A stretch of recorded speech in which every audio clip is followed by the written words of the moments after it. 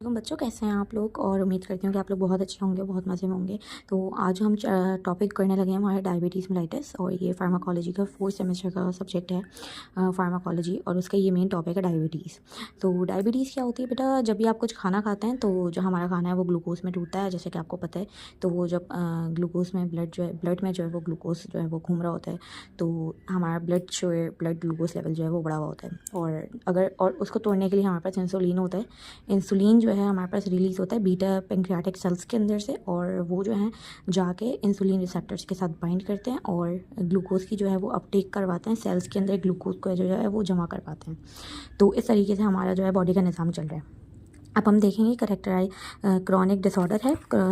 Diabetes जो है वो हैवी ब्लड ग्लूकोज लेवल होती है। इंसुलिन प्रोडक्शन अगर हमारे पास सही से नहीं हो रही थी, या बॉडी जो है वो रेजिस्टेंट हो जाती है, बॉडी से के सेल्स की इंसुलिन रिलीज़ हो भी रहा है लेकिन वो जो है ना ग्लूकोज जो है वो अपटेक नहीं हो पा रही है, तो इस तरीके इन कंडीशंस में जो है हमारे पास डायबिटीज़ हो जाती है।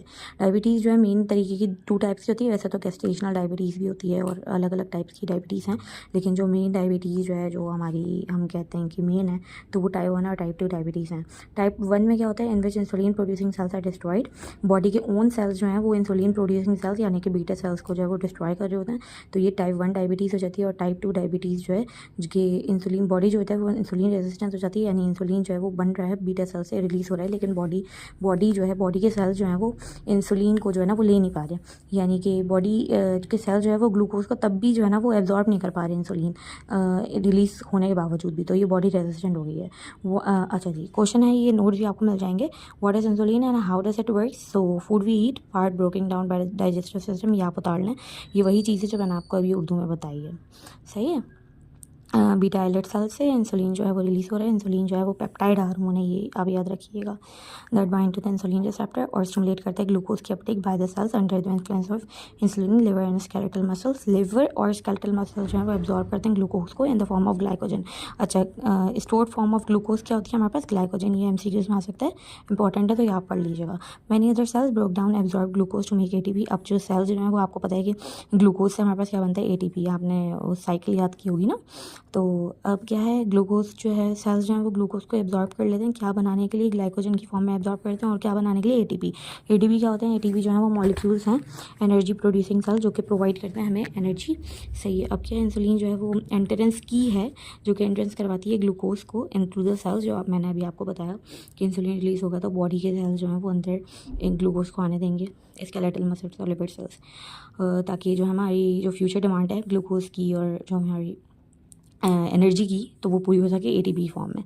अच्छा जी, अब क्या है, ब्लड ग्लूकोज लेवल्स जब लो होंगे, अब ये तो हमने पढ़ लिया कि हमें जब बढ़ाना है, तो अगर ब्लड ग्लूकोज लेवल्स हमारे पास लो होंगे तो क्या होगा, तो अल्फा सेल्स जो होंगे पैंक्रियाटिक आइलेट सेल्स के, वो जो है एक रिलीज़ करेंगे हार्मोन को, दैट इज ग्लूकागॉन।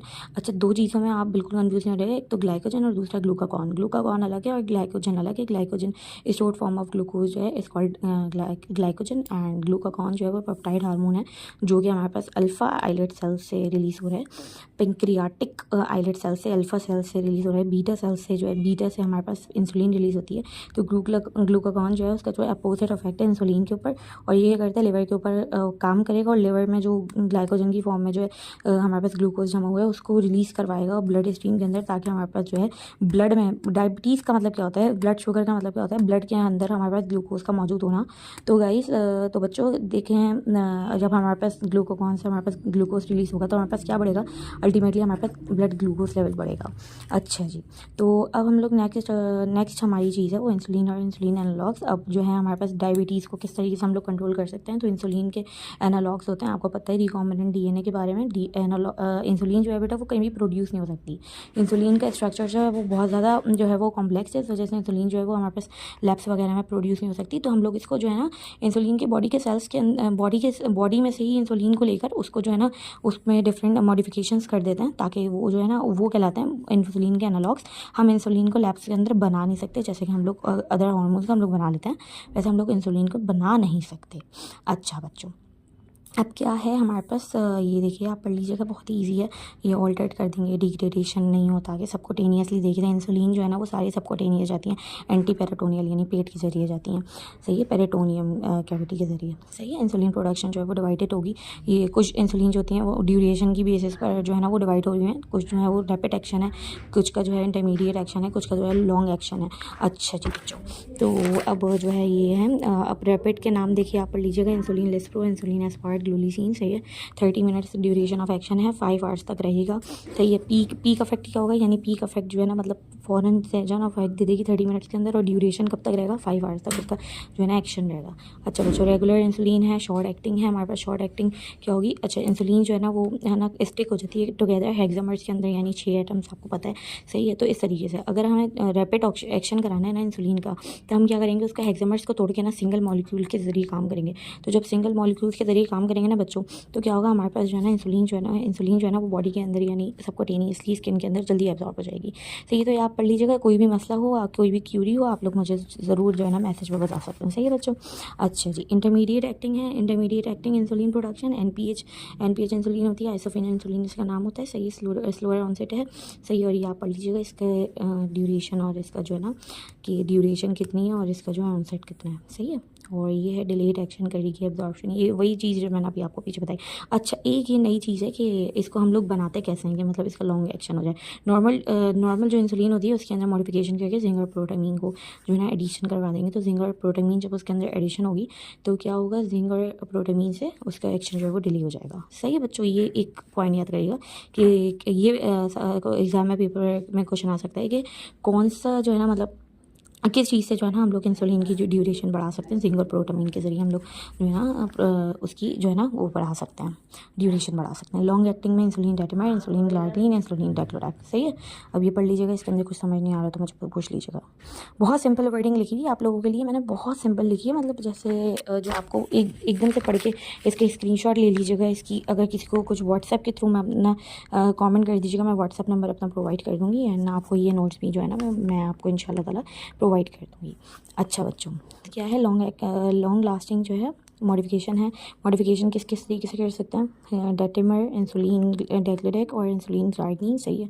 ये वही मैंने आपको कहा कि बाइंड कर देंगे एल्ब्यूमिन से, जिससे जो है ना स्लो डाउन हो जाएगा इसका रिलीज। अलग अलग तरीके से जो है ना इसकी हम लोग जो है ना वो स्लो डाउन करेंगे इसके एक्शन को, सही है। तो इसके अंदर एल्ब्यूमिन को से बाइंड कर देंगे तो इसका जो है ना ड्यूरेशन जो है वो डिले हो जाएगा। ग्लाइडिन के अंदर हम लोग जो है ना मॉडिफाई कर देंगे, लो सॉलिबिलिटी कर देंगे न्यूट्रल पीएच के अंदर, तो प्रेसिपिटेट नहीं होगा, प्रेसिपिटेट फॉर्म हो जाएंगे और सबकोटेनियसली जो है ना उसकी रिलीज जो है ना वो बढ़ जाएगी, मतलब जैसे डिले हो जाएगी, डिपोर्ट एक्शन हो जाएगा, सही है। तो अब क्या होगा, लॉन्ग चेन्स बना देंगे हेक्सेमर की। और हमने शॉर्ट एक्टिंग कैसे की थी, हमने उसको हमने तोड़ दिया था सिंगल एटम के अंदर। इसके अंदर हम हेक्सेमर्स बना देंगे, डिपोर्ट एक्शन देगा यानी डिलेड एक्शन देगा, सही है। अब इसकी जो है ना ये साइड इफेक्ट्स से बेटा हाइपरग्लाइसीमिया।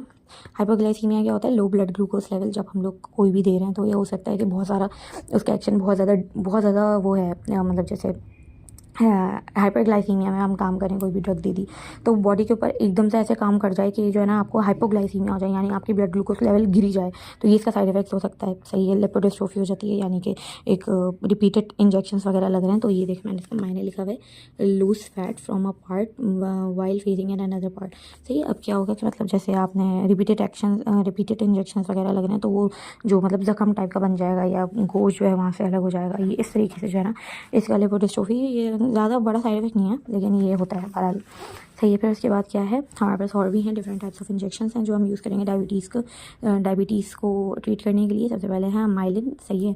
अमाइलिन सिंथेटिक अमाइलिन होता क्या है बेटा, तो सबसे पहले ये देखो ये लिखा हुआ है, pancreatic beta cells not only secret insulin but also peptide hormone, सही है।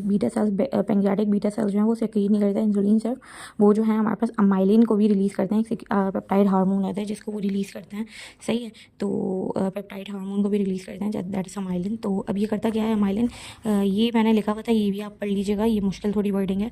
और जो हमारे पास मार्केट में ना वो प्रामलनटाइड है, सही है। तो मतलब जैसे जो सिंथेटिक अमाइलिन हमारे पास गिवन है, तो ये क्या करता है, ये जो है ना बस वही करता है ये जो इंसुलिन के काम होते हैं, सही है। आप ये देखें यहाँ पे मैंने लिखा हुआ है amylin helps to control blood glucose by, 3 action है इसके, ये आप याद कर लीजिएगा। ग्लूकाकॉन की रिलीज़ को कम करता था, मैंने आपको बताया था। ग्लूकाकॉन क्या था, ग्लूकाकॉन बेटा वो था जो कि मैंने आपको बताया था कि क्या करता है हमारे पास लीवर पे एक्ट करके ग्लाइकोजन को रिलीज़ करवाएगा, तो ये रिड्यूस करेगा ग्लूकागॉन, ग्लूकागॉन कम बनेगा तो हमारे पास लिवर से जो है हमारे पास ग्लाइकोजन रिलीज़ नहीं होगा। तो ग्लाइकोजन जब हमारे पास रिलीज़ नहीं होगा तो हमारे पास क्या होगा बच्चों, हमारे पास ब्लड ग्लूकोज लेवल जो है ना वो नॉर्मल रहेगा, एलिवेट नहीं होगा, कम नहीं होगा। सही है, तो डाइजेशन को स्लो डाउन करेगा, रिड्यूस करेगा एपेटाइट, स्लो डाउन डाइजेशन, यानी डाइजेशन जितनी कम होगी बेटा, जितना हाजमा कम होगा उतना आपके पास ब्लड ग्लूकोज लेवल कम होगा ना, तो इस वजह से एपेटाइट को रिड्यूस करेगा, कम भूख लगेगी, कम ब्लड ग्लूकोज लेवल बढ़ेगा। सही है। इंजेक्टेबल ग्रुप्स में दूसरा क्या है, इंक्रेटिंग माइमेटिक्स। सही है, इंक्रेटिंग माइमेटिक्स क्या है, गट से रिलीज होता है इंक्रेटिंग हार्मोन, इंक्रेटिंग हार्मोन जो है वो गट से रिलीज़ होगा। सही है, और क्या हो गए इसके रिस्पॉन्स में और इनकी जॉब ये होती है कि इंसुलिन की प्रोडक्शन को बढ़ाते हैं बेटा। ये जो है ना गट से रिलीज़ होते हैं हार्मोन्स होते हैं, और ये जो है हमारे पास क्या करते हैं, ये इंसुलिन के लेवल्स को बढ़ाते हैं बेटा। सही है, इंसुलिन के लेवल्स को बढ़ाते हैं, और हमारे पास इंक्रेटिंग हार्मोन्स दो हैं। सही है, एक तो GLP-1 और एक है GIP। सही है, GLP क्या होता है, GLP-1 क्या होता है, ग्लूकागॉन लाइक पेप्टाइड 1। सही है, इसकी फुल फॉर्म है। और GIP क्या होता है बेटा, GIP होता है glucose dependent insulin tropic polypeptide. सही, दो हैं इंक्रेटिंग हार्मोन। सही है, ये हमारे पास गट से रिलीज होते हैं नॉर्मली। सही, अगर हमें इसको बढ़ाना है यहाँ पे हम क्या करेंगे, लेकिन ये जो है ना बेटा वो हो जाते हैं डिग्रेड हो जाते हैं, क्योंकि एक एंजाइम है डाईपेप्टिडाइल पेप्टाइडेज 4, DPP4। सही है, ये DPP4 एंजाइम से जो है ना ये जो है हमारे पास हो जाते हैं, डिग्रेड हो जाते हैं, तो इस वजह से इनका एक्शन जो है ना बहुत लिमिटेड होता है। सही है, GLP-1 मेमेटिक्स जो होते हैं, मेमेटिक्स क्या होते हैं बेटा, जो उसको कॉपी कर रहे होते हैं। तो GLP-1 के जो मेमेटिक्स होते हैं जो इसको कॉपी कर रहे होते हैं वो रेजिस्टेंट होते हैं, यानी वो डिग्रेड नहीं होते DPP4 एंजाइम से। जो भी हम मेमेटिक बना रहे हैं ना, मेमेटिक्स क्या होता है बेटा, जो इसको कॉपी कर रहे हो ना, जो हम खुद बनाते हैं, तो ये रेजिस्टेंस होते हैं DPP4 से, ये इनहिबिट नहीं होते। तो agents that belong to this classes, ये दो नाम है, एक्सेनाटाइड एंड लाइराग्लूटाइड। सही है, ये दो नाम आप लोग देख लीजिएगा, ये दो नाम है जो कि DPP4 इनहिबिट एंजाइम से डिग्रेड नहीं होते, और ये जो है हमारे पास ये है GLP-1 मेमेटिक्स हैं। सही है, अब ये क्या होगा बेटा कि हमारे पास जो है ना ये आप देख लीजिएगा, नोजिया, वॉमिटिंग, डायरिया इसका साइड इफेक्ट्स हैं। सही है, और फिर उसके बाद है पेंक्रियाटाइटिस हो जाता है, ये मेन चीज़ है, ये याद रखिएगा। GLP-1 और ये आप यूज़ करेंगे GLP-1 मेमेटिक्स, क्या होगा पेंक्रियाटाइटिस जो है ना वो एसोसिएट साइड इफेक्ट है पेंक्रियाटाइटिस। सही है, अच्छा जी, ये मैंने आपको बता दिया। एक दफ़ा इसको रीड आउट ज़रूर कर दीजिएगा बेटा, अगर मैं कोई चीज़ मिस आउट कर रही हूँ तो आप लोग ना मतलब जैसे इसको एक दफ़ा पढ़ लेंगे तो आपको अच्छे से अंदाज़ा हो जाएगा कि कुछ चीज़ रुकी तो नहीं। इसका स्क्रीनशॉट ले लीजिएगा। सही है, मैं at the end of the my lecture मैं आपको हर पेज जो है ना वो थोड़ा सा इस तरीके से दिखाऊंगी, आप स्क्रीनशॉट ले सकते हैं, या फिर आप कमेंट डाउन कर दीजिएगा।